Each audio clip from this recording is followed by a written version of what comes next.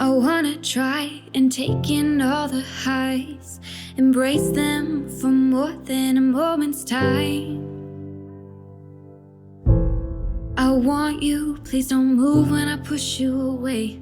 I know I contradict myself some days, but will you ride the lows with me? Welcome to Mental Health News Radio. I am your host, Kristin Sunanta Walker. Our goal is to help discussions about mental health be a regular part of your daily life, no different than discussions about physical health. Mental illness can be a topic of discussion under the umbrella of mental health, along with so many other topics. This show is the original program on mentalhealthnewsradionetwork.com. Our network of shows are played in over 180 countries and cover more topics under that umbrella than you can possibly imagine. We were talking about mental health long before it became cool and popular to talk about, and thank goodness it has become so popular. We have incredible guests, advocates, patients, experts, people. Thank you for tuning in and enjoy our intro music, a song named Lows, written by Aubrey Toon. You can find her music at www.aubreytoone.com. That night when I started praying, I cried, will you ride the lows with me? Will you ride the lows with me? When I'm down, my vision gets blurry. Rebecca, hot off the doing your show. Thank you so much for coming on mine. Thank you so much for having me. I'm so excited to talk with you.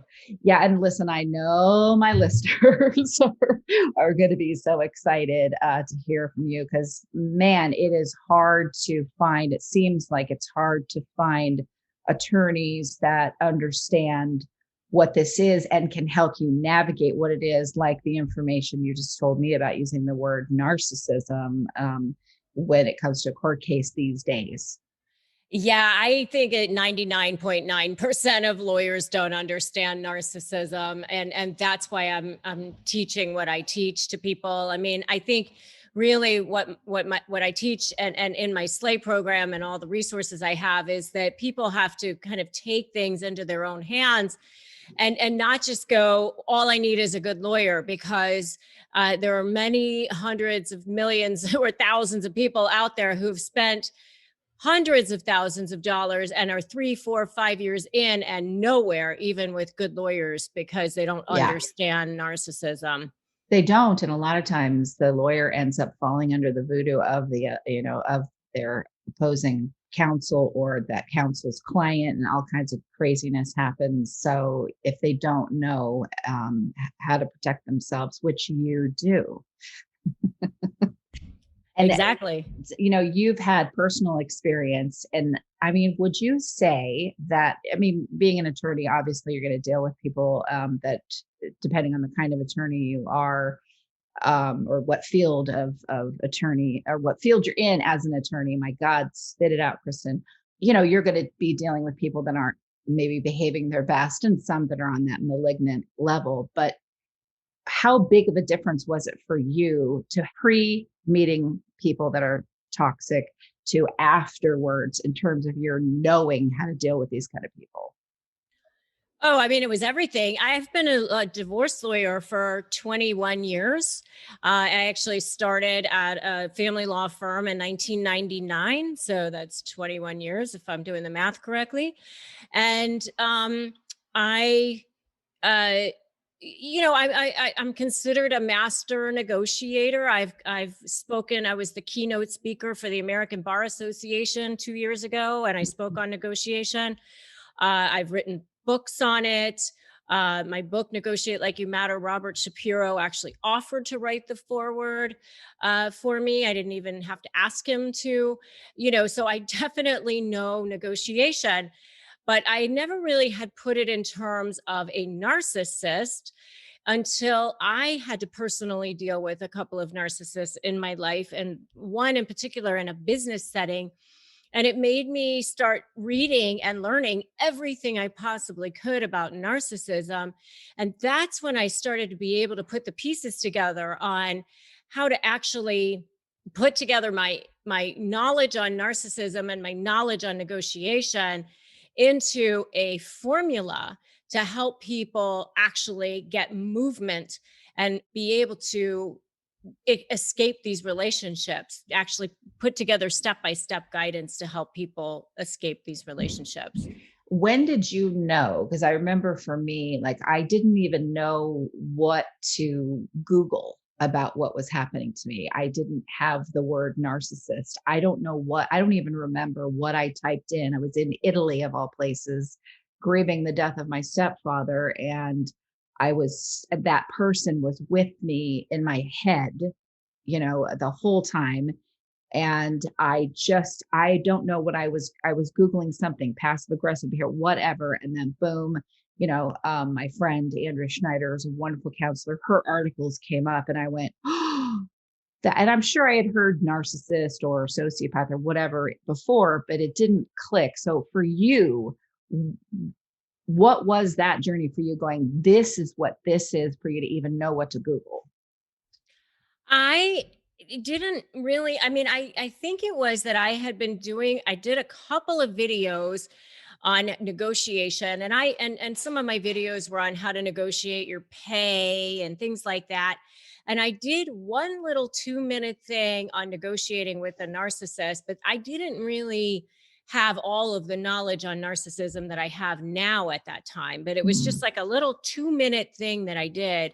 And the videos on my YouTube channel had like 10 views or 20 views or something for the most part, except I had one video that was how to negotiate with a narcissist that had like 600 views.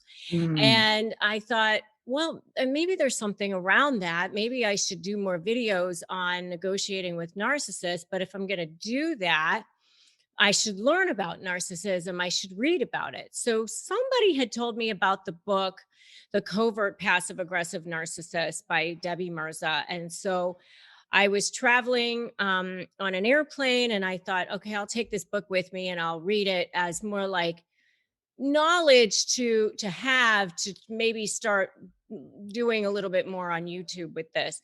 And that Mm. was December, so like 10 months ago or something. Okay. And I am reading this book going, "Oh my God." I'm on the airplane, like gasping by myself. Yes.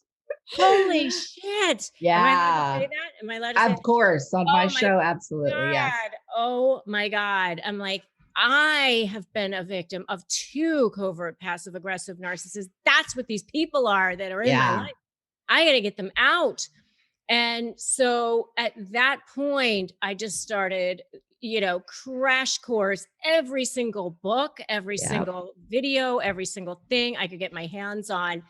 And by March 11th, I had my program, my S.L.A.Y program, which is develop super strong strategy, create leverage, uh, anticipate what the narcissist is going to do, and be 2 steps ahead of them and focus on you and your case. So that's what S.L.A.Y stands for. Oh, I I, love I, that. I had it all done, ready to go, and rolled out. And it came out on March 11th. I had no idea the world was about to come crashing to. Right. Oh my gosh. I'm just thinking Yeah. you are you are in the early stages too of this. I mean, I've had many coming out of my life, but only a couple that were the ones that I just, was taken to the floor with. Well, yeah, but But that was because 8 years ago. Yeah. because I was already a negotiation, I already had the whole idea of negotiating. It was really just a matter of layering in my knowledge about narcissism Right. and understanding how to move the needle and actually get somewhere so that you can get out of these relationships and actually feel whole. What do you say about narcissists who end up reading your book and then trying to use your book against a victim of their abuse? Well, they can try, but the bottom line is that narcissists are driven by one thing, and that's narcissistic supply. So Right. when you are a normal, reasonable person, you're not driven by the same thing that the narcissist is driven by. True. So, it's not going to really help them in the same way. Exactly. I wanted to have that out there because people worry, well, now I've just given them a playbook on how to, or some of my counseling friends have said is, oh, now they're using my counselees against me.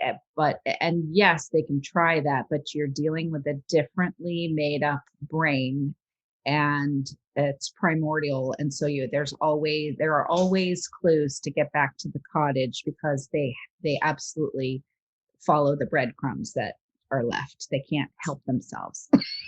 Exactly. I mean, they do end up being their own worst enemy. Absolutely. And in a lot of ways, they're actually very simple people to understand. They're Yes. extremely toxic, but they're like rats in a maze going after the cheese. I mean, they're narcissist supply whores. I mean, Yes. anything where they can get supply, that's where they are. And they're easily manipulated too, I found, which is interesting. I don't recommend doing it, but if you need to manipulate a narcissist in order to get them out of your life, my God, you use any tool necessary. I think when you get out of the fear and the shock and abject horror of the relationship with this person and their behavior, which is very difficult to do, but once you get out of that, they can't manipulate themselves out of a paper bag, but you can manipulate them into a paper bag. Oh yeah. I mean, but they might try to, use it against you or something. Absolutely. All of that. But I mean, don't try to get them into your life. Try to get them out of your life. Exactly. If you have to manipulate them to get them out of your life, do it, whatever you need to do. Oh, but my followers know that one of my little things that I say all the time is you ethically manipulate the manipulator. That's what we do. I love that. Exactly. Well, you said something so pivotal on your show, which is such great advice. We were talking about this overused term now of narcissism and how that can be damaging, but talk about the legal system, and you had a tip about using that word, in a courtroom. Yeah. So I was joking that, years ago, people always used to say, my husband is controlling my wife is crazy. I actually used to joke that was going to be the name of my next book. Because that's what they always used to say, like, oh, my husband's controlling. Oh, really? I've never heard that before. And now they just all use the word narcissist. I mean, that's the buzzword. That's the one that everyone throws around. And I don't want to be, for myself, I think it's really important for, whether you're actually dealing with a person who's been diagnosed as narcissistic personality disorder, or your experience with them is that they're overly difficult and toxic and abusive. It really doesn't matter if they've been diagnosed that way. I mean, you still have to deal with them in a certain way. But the thing is that judges, they have way too many cases on their docket. They just want to get rid of these cases. They get evaluated on how quickly they get the cases off their dockets. They also only have a little sliver of time that they're seeing two people walk into their courtroom. They don't know either of you. Mm-hmm. And so if people start throwing around the word narcissist, they just look at it as two kids fighting. Right. For anybody who has more than one child, if their kids come to you and he started it. No, he started it. Right. What do the parents go? Oh, both of you stop it. Right. I mean, right. And so that's what happens with judges too. They're just sick of that word. And so it's the boy who cried wolf or whatever. So what I teach people how to do in my programs and in my resources is actually show the person for who they are, but put it in terms that the judge is going to care about, such as the elements in the statute, okay, there's a best interest of the child statute. It has 15 factors. Put forth your case in terms of those factors and presenting the facts. But you don't ever have to use the word narcissist. Right. Just, I think you said describe it in any way without using that word. Correct. Just never use that word or you will instantly lose credibility. That's such good advice, because navigating the court system is, I mean, you obviously, better than anybody. You've been in a million courtrooms. I've been in 3. And one of them was when my dad adopted me as an adult. So, and that was a judge in family court, crying and having us come into his chambers because all he did was do family court all day. And here he has me as an adult and my stepfather, and he's adopting me. And he's so happy to have something positive come through his chambers. I know. For family law attorneys, the only positive thing they really do are, because most family law attorneys don't do adoptions. It's really kind of a separate area of the law. But, prenuptial agreements, people are usually pretty happy. I mean, right. About it. Yeah. So he was delighted, but yeah, but knowing what to do. I mean, you're scared. You're, like we were talking about too, about how, there's a difference here. There's diagnosable character disorders, okay, personality disorders. And then there are people that are on their worst behavior because they are in horrible trauma. And one of the most traumatizing things of the human experience is divorce. Yeah, absolutely. I always say that, the divorce paradox is that during the worst, most traumatic time of your life, you have to make the most critical decisions of your life Yes. about all the things that mean the most to you, your money, your children, your house, your business, or whatever. And it's really, really hard to do that. And divorce and death are always right at the top of the worst things that people can ever go through. I always laugh because incarceration is number 3. So people would rather be incarcerated than go through a divorce. Yeah, it's so painful. I mean, I remember my divorce. Oh my gosh, so painful. And I do remember the judge. I think we were volleying back and forth about payments for medical, and I jumped in. My ex-husband was saying, well, I'm gonna get a plan. And I'm like, gonna and got a plan are 2 different things. And I remember the judge going, yep, you sound like a couple that's divorcing. Oh, yeah. You see what I mean? Though, 2 kids fighting there. They go. Yep, exactly. So what was pivotal for you in not only, I know you're an attorney, but also now you're a huge advocate helping people that are in these kinds of relationships. What was a moment that you went, this is what I want to add to my already busy schedule? My YouTube channel just took off so quickly. And at this point, I have almost 80,000 subscribers, maybe by the time this And you airs. started it in January. That listeners hear this. In January, she started this, and it is now close to the end of October, and she has 80,000 subscribers. That's amazing. Yeah. And almost 4 million views. And it just, the stories and the people coming to me, and I've sold over 700 of my programs as well. Wow. And so I get hundreds of emails a day, not even just from people who've bought my programs, but people who just have watched my YouTube or listened to my podcast or, whatever. And, where they say, you've literally saved my life, or you saved my children's lives. And I have people who listen to me from on every continent on the planet. I'll be sometimes out on a Saturday and somebody will be doing a comment saying, I'm listening to you from Iran. And, I had this woman who said, we're in Iran and I'm translating for a group of women in secret. We listened to all of your videos. Wow. And, Japan and Indonesia and New Zealand and Ireland and England and everywhere, literally a huge following in Australia.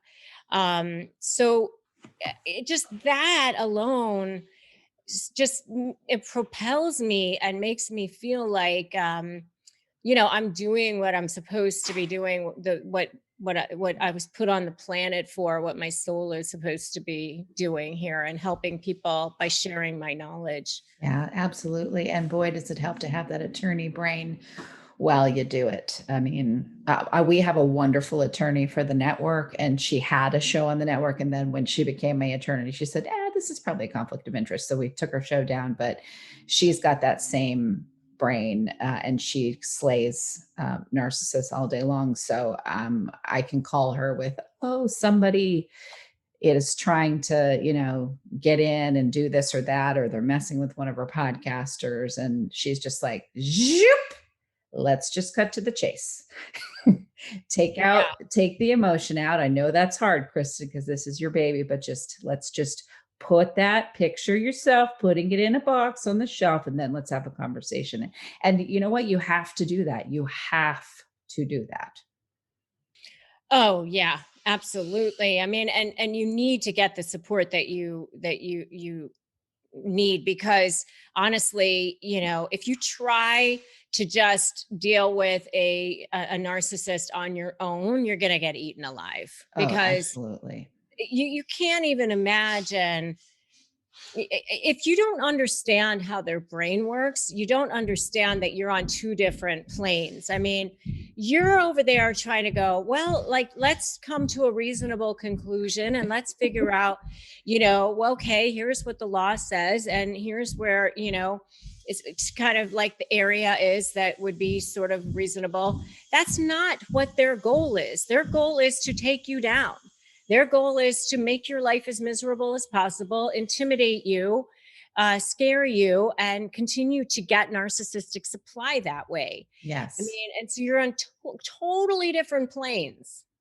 I know, it's fascinating to me because I will tell people, and people have to learn this as they learn it. It is like coming out of a cult. It is all the therapists that I've ever talked to and the specialists I've spoken with on shows about people that help deprogram people coming out of cults. It's the same techniques. It literally is are the same techniques that are used to get out of cult. Anyway, it is that same type of work. That's how pivotal the work is, because you have to be unprogrammed, deprogrammed. And I actually read something about that. It was a study called, the guy's name is Robert Sapolsky, and he did a study on monkeys' brains. And apparently what he did was he gave these monkeys like a treat every time they did something good, and then nothing happened in their brains. And then he decided to give them a treat like intermittently, where they wouldn't know when they were going to get the treat. And apparently just the anticipation of getting that treat actually caused the dopamine levels in their brains to rise to the level of being on cocaine. Yep. And so what narcissists do with their love bomb, devalue, discard, phases of their relationship is they do love bomb, devalue, love bomb, devalue, love bomb, devalue. And so you become trauma bonded to them on a physiological level. And that's part of the reason why it becomes so hard to get them out of your brain and deprogram yourself from them. Absolutely. I mean, I remember as a teenager, I wasn't a teenager. I was in my early 20s. And now at 50, that seems like a teenager. But anyway, I was in my early 20s and I was doing volunteer work at a battered women's shelter. And one of the things that the people that worked there would say is, listen, some of the women are going to ask you what time it is, and you cannot look at your watch and tell them. You have to point to a clock and say, there it is. What time is it? It's that same, because with their abuser, they are not allowed to know or seek out for themselves what time it is. And what you're doing at these most basic, almost like, actually exactly like someone who has to learn how to walk again because they've been in a car accident. It's that same thing, except apply it to your brain and your emotions. They have to be shown, go look over there. It's okay to look, and you can figure out for yourself what it's okay. Yeah, I mean, even for me, and the narcissists that I had to deal with were not romantic partners, thank Mine either. God. Thank God. Yeah. But bad enough that it was like awful. And I had to come to this realization that if I'm like in this web of thinking, because what, even for me, I would find myself waking up in the middle of the night, obsessing over it, ruminating over it. First thing I wake up in the morning, that's what I'm thinking about. And so I had to teach myself to like have something else to pivot to, something else to think about, in order to start reprogramming my brain. And I had this realization that if I'm ruminating and obsessing over that, and what did they do lately, and what are they going to do next, and what are they going to think, and then I'm not in creation mode. Right. Then I'm not doing things for the world. I'm not, everything that I've created this year has been a result of me going, stay in creation mode, Good stay for in you. creation mode, and don't go there. But you literally have to create new neuronal patterns and destroy Yes. old ones. Lay down those new train tracks in your brain. Jump into a healthy Oh my gosh, absolutely. It's listeners. She is speaking our language, right? Yeah, and I do recommend, I've never met him, but I would love to someday, is Dr. Joe Dispenza. He is Oh, we love him awesome. round here. Yes. Yeah, he's really, really good at teaching you how to create those new neuronal patterns. Yeah, it's amazing. But what I want to ask you this too, because I've had others come into my life, and not it's nearly as difficult, but the thing is, they exist. These people exist, and if you're out there in the world, and you're doing exciting things, they're going to want to be a part of it, because they love to wear your skin and think that somehow that means that now they're you, or that they can take all your gifts, without having to do any of the work. I mean, that's the Oh my nature God, of that them. is so true. Isn't it? I mean, Oh like my, I used to tell one of them, I said, listen, I know what you're doing, which you don't need to tell them that. They don't really care. They don't even hear that. They hear wah, wah, wah. They don't not hear what you're saying. But I said, it's like, do you think that I can go to lunch with a triathlete and somehow have a conversation with her and maybe rub her arm a little bit like the genie's lamp, and suddenly I'm gonna be a triathlete? Like, that's not how it and freaking works. not only that, but the world's going to see you as a triathlete. As I'm eating a box of donuts. Yeah. I mean, it doesn't work that way, but they really think that they can do it. And they think that they've got it all figured out, and they're smarter. Now, I've met some. I mean, I interviewed Dr. Jim Fallon, who is, he wrote a book about how he had a PET scan and discovered he has all the genetic correlates for a pro-social psychopath. And he is a psychiatrist, and he is a teacher at UC Irvine, or professor at UC Irvine. He'll kill me for saying teacher, but I mean, there are some that are smart and they do the work, but they still do this horrid behavior. Oh yeah, I mean, because they can't help but be themselves, and because they live in this fantasy world of entitlement and everything else, and they have no sense Yes. of self, they are not going to go get help, and they're not going to get better. And so I know a lot of people have said to me, well, should I stay, and maybe they we can go to therapy, and the other person will get better or whatever. They're Uh, not going to. I mean, the most that they can do is learn, what does it look like if I am a caring person? Oh, a caring person, if the other person is sick, asks, how are you feeling today? That is not the same as actually caring and yes. actually feeling something for the other person. And there's lots of other people in the world who actually do care and feel Yes. something. So go be with them instead. Exactly, exactly. So, what do you do when you run into them and they try to wind their way into your life?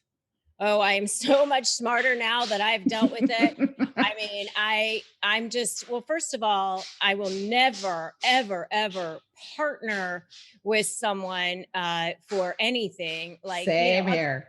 I mean, other than my husband or whatever, but I'm talking about in a business setting. I Yep. would never. I mean, you can create strategic alliances where Without giving up ownership. Exactly. yeah, I mean, where somebody, in my case, I could, maybe do something, an event or something with a psychologist or whatever, and have that, but be like in bed with somebody again. Never, never, never, never, never. Yep. I mean, and so I'll just never put myself in that position again. And it's funny because, I've had this same business coach for like 12 years now. And she was like, you think you need someone else when you start something new, but you don't. This was like a couple of years ago. She said this to me. She goes, you don't need anybody. You're very capable on your own. And so, and it's it was so empowering for me to hear that, which is so true. I mean, I've had a whole law firm of my own. I had the largest family law practice in Southwest Florida. And yet here I was like out trying to do stuff, I mean, so, but I now see the signs and I just don't put myself even close to being in that position again. I think, because I grew up with these kinds of people as my family, I had a propensity to that's normal. And so they still waft in and they don't attach anymore they don't get the major artery, they'll get maybe a little bit of blood from my finger. And then I'm like, oh, okay. But no. But you also get that flood and the dopamine. And I have to tell myself, this is a dopamine rush. You are getting this because of the trauma about this relationship. And it's reminding you of these others. And I cut them off. Like I had one of my friends say, I mean, you can get them out of your life. You don't have to kneecap them. And I'm like, no, you don't understand. I have to do that. That's funny. Well, but it's true. And, you have this network and I, now have a huge following. I mean, and all of that. And so that will attract, like you said, like, they like shiny things. And so, you just have to get really good about, you can still be a kind person, but that doesn't mean that you have to have them like take over your world and in your life. Do you ever warn people, a colleague or a friend, and I mean, a colleague that you kind of could be friends with, or definitely a friend, just a little like, be a little bit careful maybe with this relationship, or do you just not say anything and let them figure it out? I try to, it's just, sometimes people don't want to see it or they're not delicate, ready to. isn't it? It's delicate. Yeah, sometimes people aren't ready to. I mean, like my 18-year-old daughter was dating a guy that I thought might have narcissistic traits. And, so I mentioned it. And, of course, my daughter's like, oh, well, you just think that because you deal with narcissists. And so, like, no, you're like, no. I'm really looking out for my daughter. How about that? So, absolutely. Oh, well, okay. Our listeners have to know, where do they find your courses? Where do they find out more about you? Yeah. So the first thing I want to offer is a free gift, which is a Crush My Negotiation Prep worksheet, which is really, really, I mean, it's literally been downloaded by thousands of people now. And I'm downloading it right now. So if you hear me clicking, listeners, it's because I'm downloading it myself. Anyway, I'm sorry. So you just go to winmynegotiation.com. A really easy to remember URL, winmynegotiation.com. So you just pop on there, get your free worksheet. You can also check me out at YouTube, which is youtube.com/Rebecca Zung. But honestly, if you put in negotiating with a narcissist, you'll see lots and lots of my videos there. And my website is RebeccaZung.com. My podcast is Negotiate Your Best Life. And then my courses and all that stuff. Come take my free webinar, which is also, you can sign up for that at my website, and you'll learn all about my courses and all of that there too. And, I always like to say this, and I say this about all of the people that well, not all of the people, but a lot of people, like Kim Saeed is another one, which is the person who recommended me to you. And my listeners love Kim. We're just going to put up a show I just did with her this week. But you don't have to do courses. You make plenty of a nice living as an attorney. So for anyone, because we've had people go, oh, they're just coming on to hawk their book.